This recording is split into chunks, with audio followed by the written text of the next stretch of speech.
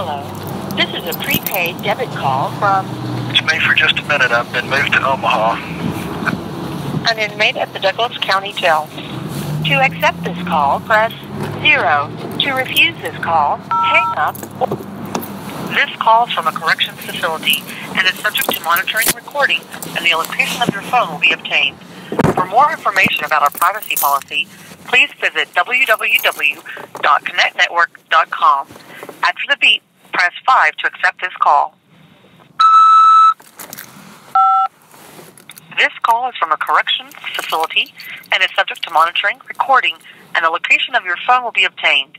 Stay on the line to accept this call. Thank you for using GTL. I don't consent for recording of this call. Sorry, I've making too many calls. I just wanted to give you a name and a phone number if I could. Okay.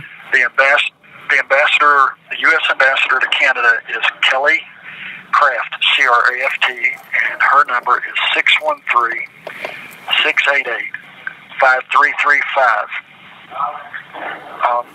If someone can try to reach out to her and see if I can make arrangements to communicate with her to try to make connection and relations with the staff there in order to facilitate communication between the sovereign Chilcotin Nation and her office for purposes of diplomatic relations between the Chilcotin Nation and Canada.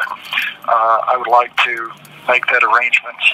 I am the ambassador, Michael Parsons, of the sovereign Chilcotin Nation, appointed by the hereditary Grand Chief Stanley Stump Sr.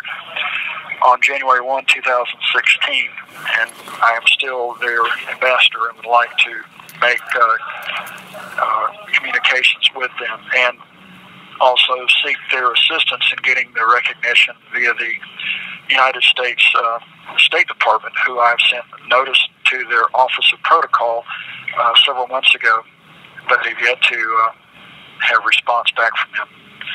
Also, there is a lady that's involved with the government there in Canada, Kathy, and I'll spell the last name. The last name is M-C-Leod.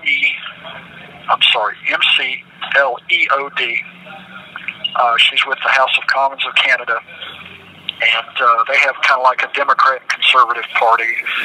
She's with the conservative side, and referencing her comments in the exoneration of the Chilcotin War Chief's articles, it looks as though she is not necessarily in keeping with the government there, as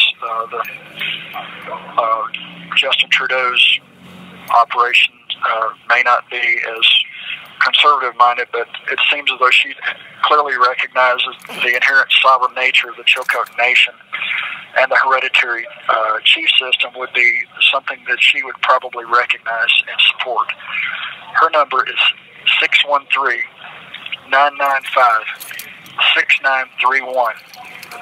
And also, with the same information, that Ambassador Michael Parsons of the Sovereign Chilcotin Nation, country of the Chilcotin, is trying to reach out to her, seeking assistance and getting a relation of diplomatic capacity between the Sovereign Chilcotin Nation's hereditary Grand Chiefs, the Chilcotin National Congress, and her office, and if she can assist us in getting the communication through to the United States State Department Office of Protocol and the requisite recognition through them, so that I can provide that obviously to the court here and be released.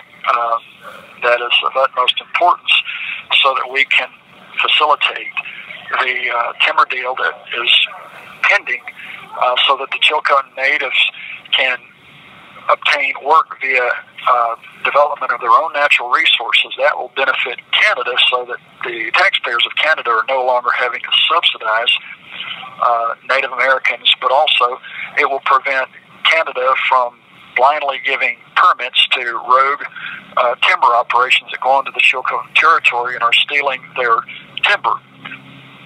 So that's a win-win for everybody all the way around. It allows the natives to stand on their own feet and obtain what is rightfully theirs, which is something that anyone who is not a thief should recognize as the moral and right thing to do.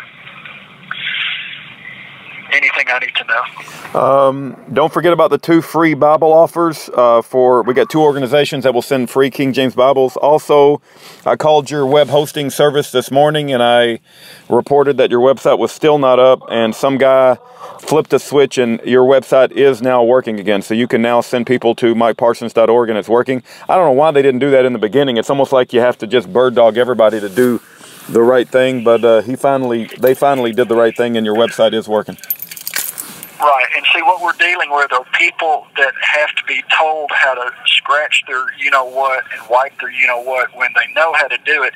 It's just they're not going to do it until you tell them to do it. Yeah. They could have done that the moment your credit card cleared, which was instantly.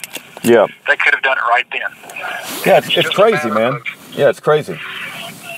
Right, and it's the mindset of the bureaucrat to do as little as possible. Yeah, exactly. They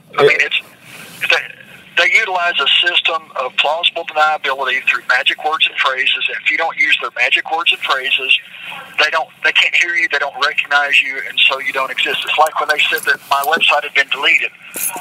Really? Well, actually, no, it hadn't been deleted. But that's the phraseology that they use. Yeah. It's the same way in the court system. It's not a court. They expect you to believe it's a court. It's an administrative tribunal. They're conducting business. I talked to a guy today that's locked up here that's a lieutenant colonel who got arrested for domestic violence. And I explained the situation to him, and he said flatly, the first thing he said is, you're messing in their business. The only reason they're coming after you is because you're taking money. You teaching people how to be independent, self-sufficient, self-governing takes money away from them. They need people to be dependent upon them. This guy got it instantly. Yeah. Eddie Ray Kane did the same thing. Eddie Ray Kane had a team of lawyers that actually were good lawyers, if that's even a possibility, and they were fighting the IRS, and they exposed the holes within the legalities of the IRS, and Eddie Ray Kane will now die in prison because they hated him so much, Right, and see, that's the thing. They will take something where there's no violence, and they will make you out to be. They will enhance your sentence so that you die in prison.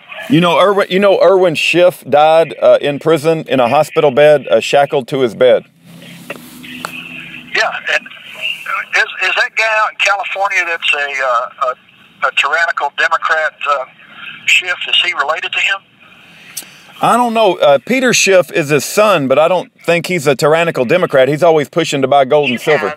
60 seconds remaining. I don't know if the guy's a congressman, senator, or what. There's a guy named Schiff who's always on the TV, bad-mouthing Trump and people that are independent. So I don't think he's related to Erwin Schiff. Erwin Schiff wrote a book called The Federal Mafia or something like that, and he exposed the IRS, and they hated him so much that he died in prison. He's got a son, Peter Schiff, that's always pushing gold and silver. Right. And I agree with that. What was his conviction for? I have no idea. I'd have to study up on the case. Probably has something to do with tax abuse or willfully failing to file a tax return is typically what they say. If you can get Anna Von Rentz's people to give us one person who's successfully done whatever they're doing, we just need to know that, what is it that they're claiming, and do they have proof that it works? Because if they can't prove that it works, why would anybody even consider fooling with it? I'll try to look up the whole thing. I'll try to look up her address and mail it to you. Thank you for using GTL.